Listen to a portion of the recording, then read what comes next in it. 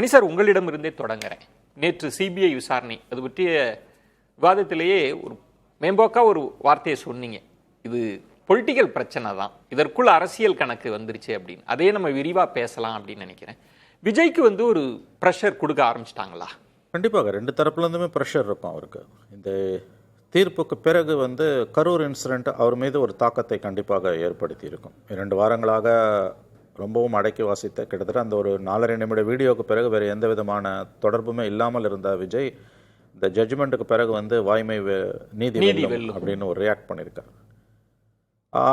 ரொம்ப வினோதமான ஒரு விஷயம் என்னென்னா, மக்களோடு எந்த விதமான தொடர்புமே இல்லாமல், மக்கள் பங்களிப்பு இல்லாமல் ஒரு கட்சி நடந்துக்கிட்டு இருக்குது.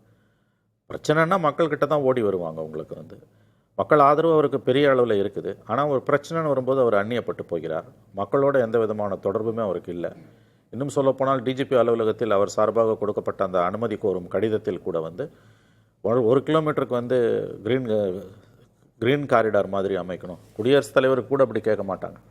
அப்புறம் ஐடி கார்டு இருக்கவங்கள தான் விடணும், மீறி வந்தாங்கன்னா லட்டி சார்ஜ் பண்ணலாம், மீடியாவை அலோவ் பண்ணக்கூடாது. ஆகவே மக்களோடு எந்த விதமான தொடர்பும் இல்லாத ஒரு அரசியல்வாதியாக, ஆனால் மக்கள் மத்தியில் செல்வாக்குள்ள ஒரு அரசியல்வாதியாக அவர் இருந்து கொண்டிருக்கிறார். இதுதான் இதில் இருக்கக்கூடிய பெரிய சிக்கல். இதுதான் பாஜக எல்லா கட்சிகளும் பார்க்குறாங்க. ரொம்ப வித்தியாசமான ஒரு சுச்சுவேஷன். இப்போ விஜயகாந்த் இந்த கண்டிஷன்லேருந்து தான் அவர் அன்னைக்கு ஸ்பாட்டுக்கு போயிருப்பார். அன்னைக்கு இல்லாட்டி அடுத்த நாள் போயிருப்பார். வேஷ்டியை மடிச்சு கட்டிட்டு களத்தில் இறங்கியிருப்பார். இவர் ஸ்பாட்டுக்கே போகல. அது மட்டும் இல்லை, அந்த கரூர் இன்சிடெண்ட்டில் மட்டும் இல்லை, ஓவராலாகவே மக்களோட அவருடைய பங்களிப்பு என்பது அறவே பூஜ்ஜியமாக தான் இருக்குது. மக்களோட பங்களிப்பு இல்லாத ஒரு அரசியல் கட்சியாக எப்படி பாவிக்கப்பட முடியும்னே எனக்கு தெரியல. ஸோ இது ரொம்ப வினோதமான சூழ்நிலை. அவர் எப்படி அடுத்த கட்டங்களுக்கு போவார், அவர் என்ன செய்ய போகிறாரு, எதுவுமே எந்த தெளிவுமே இல்லை. அவரோ அவருடைய கட்சியை சார்ந்தவர்களோ எந்த உரையாடலுமே சமூகத்தோட இல்லை. ஒரு அரசியல் கட்சி தலைவர் என்பவர் சமூகத்தோட தொடர்ந்து எல்லாரும் அவரை பார்க்கணும், யார் வேணால் அவர்கிட்ட பேசலாம், அப்படி இருக்கணும். அதுக்கு சரியான உதாரணமாக நம்ம சமகாலத்தில் நம்ம பார்த்தது கலைஞர். யார் வேணால் அவர்கிட்ட உரையாடலாம், யார் வேணால் பேசலாம். ஆதரிக்கிறவன் மட்டும் இல்லை, எதிர்க்கிறவன் அவர்கிட்ட முதல் நாள் நைட்டு கடுமையாக விமர்சித்து அடுத்த நாள் காலையில் நம்ம போய் அவரை பார்க்க முடியும். ஆக்சுவலாக அவர் தான் ஒரு கிளாசிக் எக்ஸாம்பிள். என்னை பொறுத்த வரைக்கும் கலைஞர் தான். அவர் மீது 1000 விமர்சனங்கள் இருந்தால் அந்த அளவுக்கு இல்லாட்டி நீங்கள் ஓரளவாவது ஒரு இன்க்ளூசிவ்னுவாங்க, அந்த நேச்சர் இருக்கணும். மக்களோட அவருக்கு என்ன தொடர்பு அதை சொல்லுங்கள்.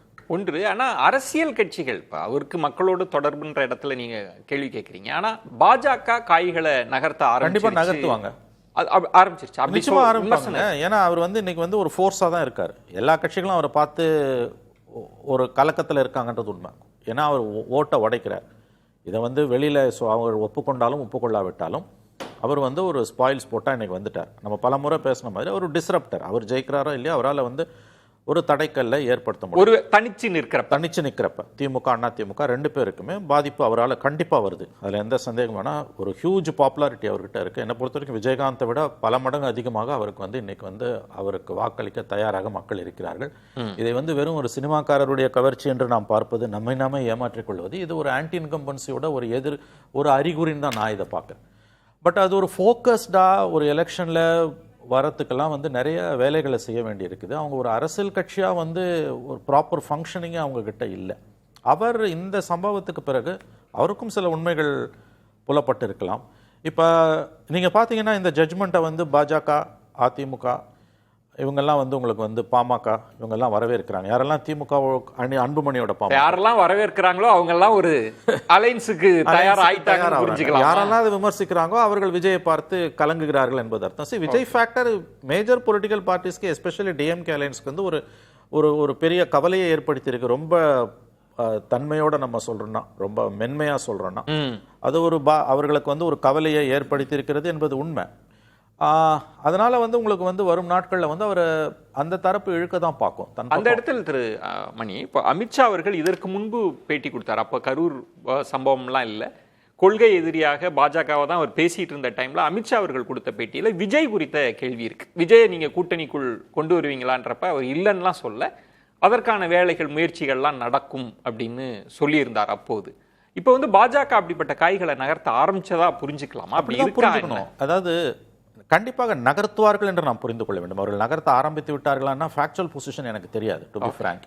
ஆனால் லாஜிக்கலி நீங்கள் புரிஞ்சுக்கிறது, கண்டிப்பாக அவர்கள் நகர்த்த பார்ப்பார்கள். எப்படியாவது திமுகவை ஆட்சி கட்டிலிருந்து அகற்ற வேண்டும் என்பது பாஜகவுடைய எண்ணம். கரெக்டாக இன்னும் ஒரு மாதம் இருக்குது பீகார் எலெக்ஷன் ரிசல்ட் வரதுக்கு. இன்னைக்கு அக்டோபர் 14 நவம்பர் 14 நேரம் ரிசல்ட் வந்திருக்கும். ஓகே. அதன் பிறகு பாஜகவுடைய கவனம் முழுக்க தமிழகத்தின் பக்கம் திரும்பும். ஏன்னா 26 அவங்க டிஎம்கே கவர்மெண்ட் இங்கிருந்து நகர்த்துவது 29 அவர்களுக்கான 4வது முறை வாய்ப்புக்கான ஒரு மிக முக்கியமான ஒரு கூறாக அவர்கள் பார்க்கப்படுகிறது. ஸோ கண்டிப்பாக அவங்க உங்களுக்கு தமிழ்நாடு, வெஸ்ட் பெங்கால், கேரளா, அஸ்ஸாம் அண்ட் புதுச்சேரி தமிழகத்தின் பக்கம் அவர்கள் பார்வை திரும்பும். அதில் விஜய் ஒரு முக்கியமான பிளேயர். அதில் யாருமே அதை இன்னைக்கு ஒதுக்கி தள்ளிட்டு போக முடியாது. அவர் என்ன பண்ண போறாருன்றத அவருக்கு தான் வெளிச்சம். உண்மைதான். ஏன்னா அவர் இன்னும் மௌனமாக தான் இருக்கிறார். ஒரே ஒரு விஷயம் அவரால் இன்னைக்கு தாங்க முடியாத அளவுக்கு அவருக்கு ஒரு சப்போர்ட் பேஸ் இருக்கிறதா தான் நான் பார்க்குறேன். அதில் பிரச்சனைகள் இருக்குது, அதை ஓட்டா கன்வெர்ட் பண்ணுறதுல சிக்கல் இருக்குதெல்லாம் உண்மை. செல்வாக்கு இருக்கு, அவருக்கு ஒரு அதீதமான செல்வாக்கு கண்டிப்பாக இருக்குது. அவரால் தாங்க முடியாத அளவுக்கு செல்வாக்கு இருக்குது. அவருக்கு என்ன பண்ணுறதுன்னு தெரியல. அவரால் ஒரு பொலிட்டீஷியனாக இன்னமும் அவர் டெவலப் ஆகாதோட விளைவு தான் இந்த சிக்கல்கள் எல்லாமே. இப்போ திமுக கூட்டணி கட்சி தலைவர்கள் பலரும் சொல்வது ஒரு நிர்பந்தத்தை பாஜக விஜய்க்கு கொடுக்குது. எப்படியாவது இப்போ திருமாவளவன் அவர்கள்லாம் வளைக்க பார்க்கிறார்கள். என்ன கேட்குறேன், எனக்கு ஒரு விஷயம் புரியல. திமுக கூட்டணியில் இருக்கக்கூடிய தலைவர்கள் அதில் என்ன தப்பு? அதான் பாலிடிக்ஸ்.